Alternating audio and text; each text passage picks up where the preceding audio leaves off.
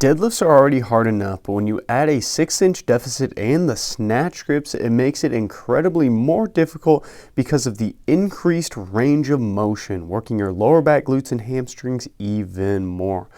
On top of that, you can also do a core twist on the cable machine, really working all of those rotational muscles to a T. I also like doing pull-ups, but making sure that my pull-up is incredibly slow in this variation, really working all of the entire range of motion on that pull-up, trying to activate every single bit of the muscle as I do this. In addition to this, I wanted to work my lower back flexibility and strength a little more, as well as my obliques.